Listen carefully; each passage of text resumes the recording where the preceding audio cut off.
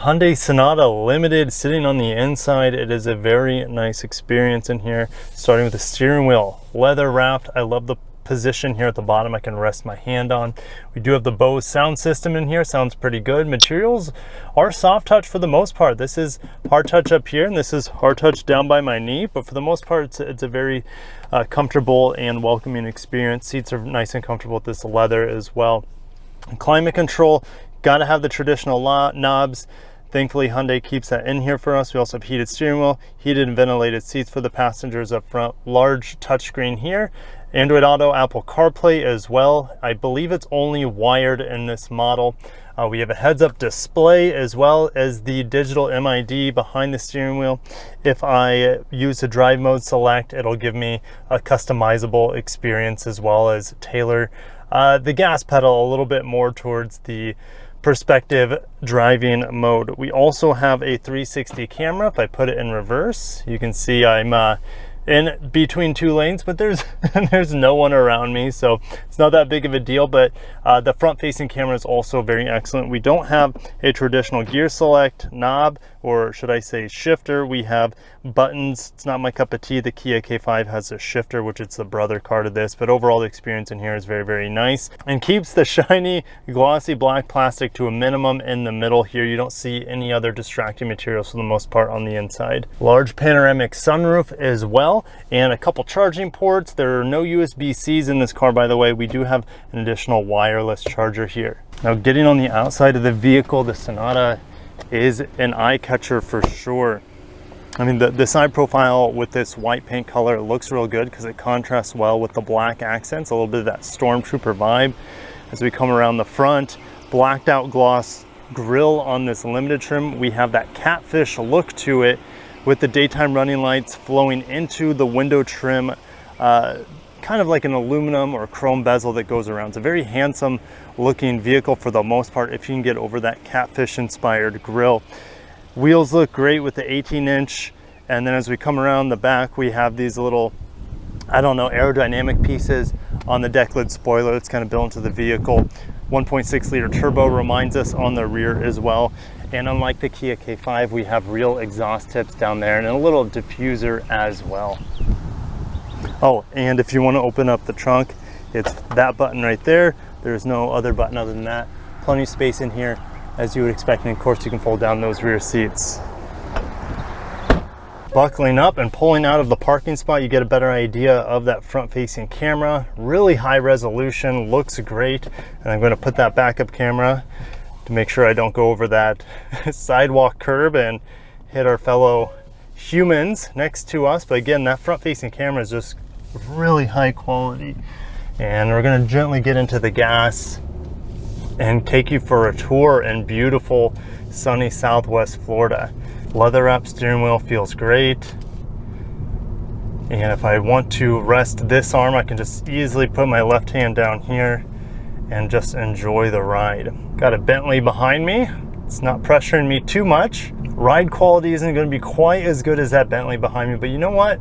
For a vehicle in this class, it's very, very well damped. It's quiet overall. Not harsh by any means. I'm not feeling any strange vibrations. And I get into the brakes here for this roundabout. It's very smooth and progressive brake pedal. It's not quite as bitey or as pinchy as the Kia K5 brother to this vehicle. That is one of the worst spots for someone to park their vehicle in a roundabout like that. How hard would it be to park over there? Look at all those parking spots.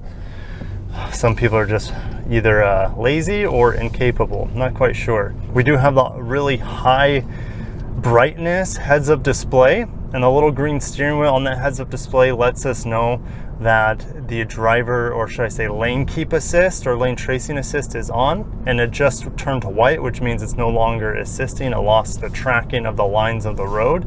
But the heads-up display, I would say, is pretty average. The brightness is excellent, but I get a double, like a double vision effect no matter what setting or what height setting I have it on. Get into the brakes here, the red light. We're gonna get hard onto them now. Yeah, very confidence inspiring, very comfortable. That cop is probably wondering what's going on with his face, and that's okay. This is the first person view video I've ever done on the channel, and it's a bit strange for me. And the reason I'm doing it is because I reviewed this car so much in the past 2 to 3 years.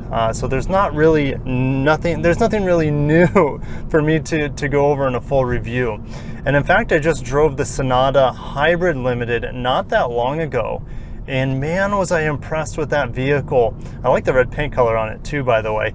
And that vehicle only comes in about $1,300 more than this Limited. And that was also a Limited Hybrid. That vehicle is getting me really close to 50 miles per gallon. While this is rated at around 30. You can see with my in-town driving, it's around 28 right now, just kind of cruising around this boulevard here. And so to me, I would be especially with today's gas prices, I would absolutely be getting that hybrid setup.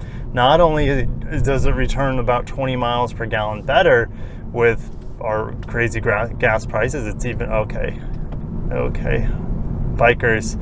Not only does it give you better gas mileage, but it's a smoother experience, and the power is very comparable, and it doesn't have a turbo on it, so that might give you guys a little, watch it Mockingbird, that might give you a little bit more peace of mind compared to this vehicle with the turbocharger. Wind noise going about 38 miles an hour is non-existent.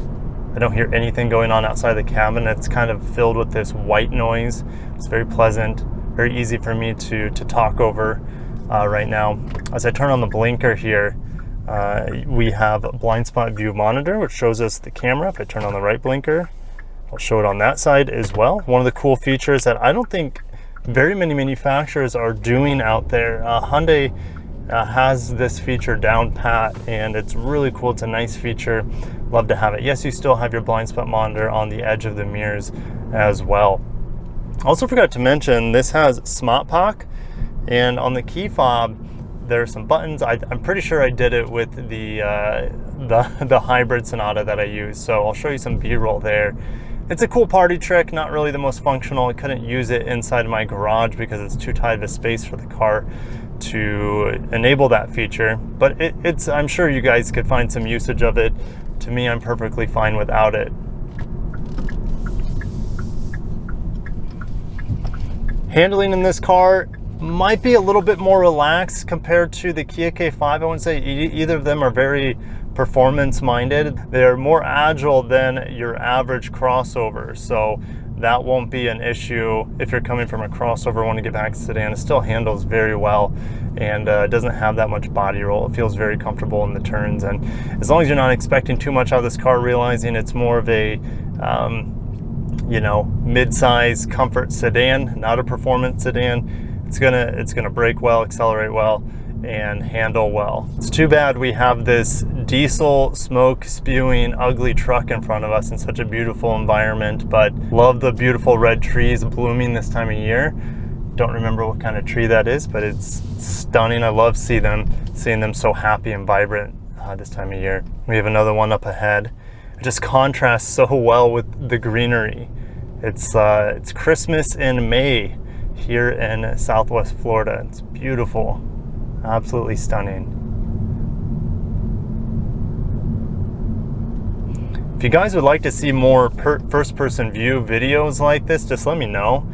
It's totally outside my wheelhouse, and I plan on doing them honestly more often, especially with videos on vehicles that I've recently reviewed in the last year, just giving you guys a different perspective on driving the car.